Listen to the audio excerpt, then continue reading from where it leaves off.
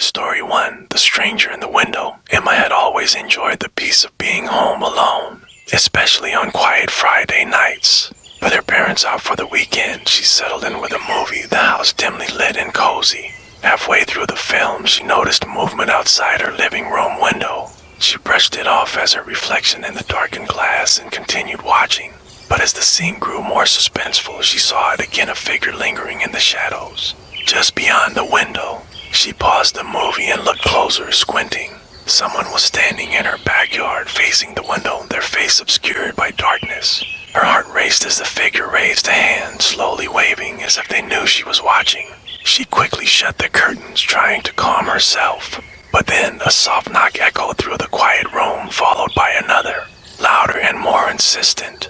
Emma's hand shook as she pulled out her phone to call the police, but there was no signal. She ran to the kitchen and grabbed a knife, backing into the corner, her eyes fixed on the front door. Suddenly, the knock stopped, replaced by the sound of footsteps moving around the side of the house. She heard the sound of a window sliding open in the back room, and her stomach dropped. For what felt like an eternity, the police finally arrived, the siren scaring off the intruder. They found footprints in the mud by her bedroom window, and the faint outline of a handprint on the glass, as though someone had pressed their face to the window, watching her. To this day, Emma refuses to be home alone at night, haunted by the memory of the stranger who waved. Story 2, The Phantom Footsteps. Jake's parents had gone out for the evening, leaving him home alone in their two-story house. He spent the night gaming in his room, wearing noise-canceling headphones. Sometime after midnight, he decided to take a break and grabbed a drink from the kitchen. As he made his way back to his room, he heard soft footsteps creaking on the floor above him. He froze, every hair on his body standing on end. He was certain he was alone in the house. Swallowing his fear, he grabbed a flashlight and made his way upstairs, determined to find the source of the noise. As he entered his parents' room, the footsteps suddenly stopped. He scanned the empty room, but there was no one there. His heart raced as he turned to leave, only to hear a faint whisper coming from the hallway, just outside the door. Jake mustered his courage and stepped into the hallway, his flashlight illuminating the empty space. But as he turned to head back downstairs, he felt a sudden icy grip on his shoulder. He spun around, shining the flashlight wildly, but no one was there. He bolted down the stairs, locking himself in his room, his heart pounding. The footsteps continued throughout the night, echoing through the empty house. When his parents returned, they found him wide awake, clutching the flashlight, too terrified to explain what he'd heard. Story 3, The Whispering Walls. Rachel had always been skeptical of the paranormal, but that changed one night while she was home alone. Her parents were visiting relatives, leaving her to watch the house.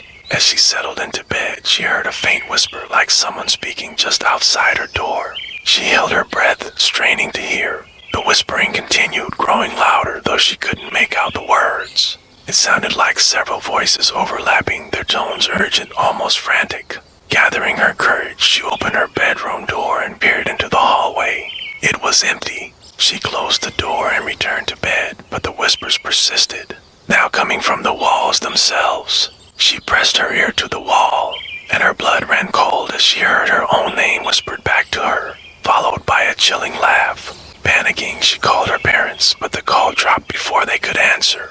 Desperate, she tried calling a friend, but a strange, static-filled voice answered instead, repeating her name over and over. She dropped the phone and ran to the front door, but it wouldn't open, as though it had been locked from the outside. The whispers grew louder, filling the room, the walls seeming to pulse with the sound. Just as she thought she would lose her mind, everything stopped. The house fell silent. The next morning, she told her parents about the experience, but they brushed it off as a nightmare. Rachel never felt safe alone in that house again, forever haunted by the voices that called her name from the walls. Story 4, The Locked Room. Lucas was home alone for the weekend, planning to binge watch his favorite series. As he moved around the house, he noticed an old door at the end of the hallway he'd never paid attention to before. Curious, he tried to open it, but it was locked.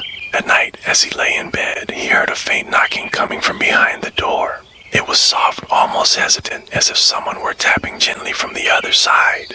He shrugged it off, thinking it was just an old house settling. But the knocking continued every night, growing louder each time. On the third night, he couldn't ignore it anymore. He approached the door, pressing his ear against it. He could hear faint breathing on the other side, as if someone were standing right there, waiting for him. Determined to uncover the mystery, he found a set of keys in his parents' room and tried each one until the door finally creaked open. Room was pitch black, cold, and empty except for a single chair facing the wall. But as he stepped inside, he felt an invisible force slam the door shut behind him. Panicked, he tried to open it, but it wouldn't budge. He heard soft laughter followed by footsteps moving away from the door.